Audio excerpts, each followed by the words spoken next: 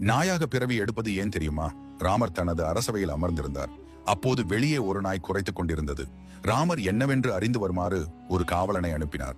காவலன் நாயை துரத்திவிட்டு ராமரிடம் வந்து காரணமின்றி குறைத்த அந்த நாயை இந்த பகுதியை விட்டே துரத்தி விட்டேன் என்றான்.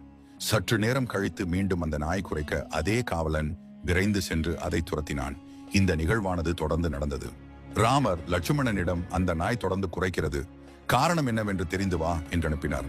லட்சுமணன் நாயின் அருகில் சென்று உன் துயரத்துக்கு காரணம் என்ன என்று கேட்டான். அந்த நாய் ஈனஸ்வர குரலில் பேசத் தொடங்கியது. ராமரை வரச் சொல்லுங்கள், எனக்கு நீதி வேண்டும் என்றது.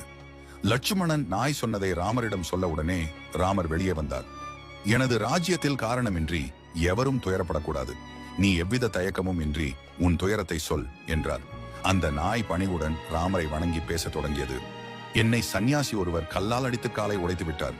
அதை முறையிடவே இங்கு வந்தேன். எனக்கு நீதி வேண்டும் என்று வேதனையுடன் கூறியது. ராமர் சந்நியாசியை அழைத்து வர உத்தரவிட்டார்.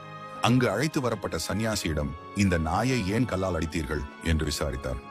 அதற்கு சந்நியாசி, நான் பிச்சை வாங்கி வரும்போது இந்த நாய் எனது பிச்சன்னத்தை தொட முயற்சி செய்தது.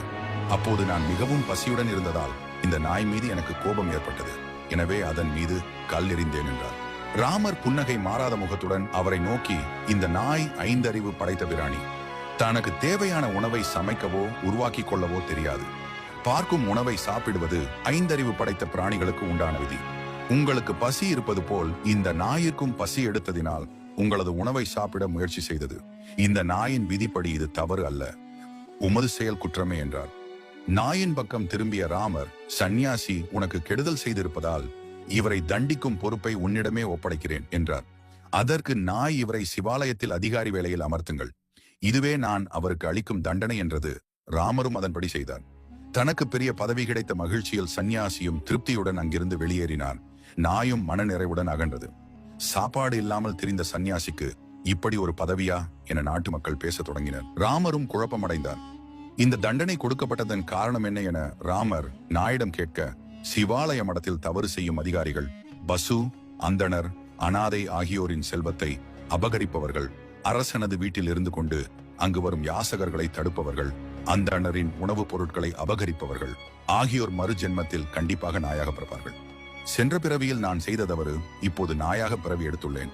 எனவேதான் சந்நியாசிக்கு இப்படி ஒரு தீர்ப்பு வழங்கினேன். இந்த ஜென்மத்தில் எனது பசிக்கு உணவு தராமல் தவறு செய்த சந்நியாசி சிவாலய பணியில் இருந்து நல்ல விதமாக பணி செய்தால் என்னை அடித்த பாவம் தீர்ந்து நன்மை அடைவார்.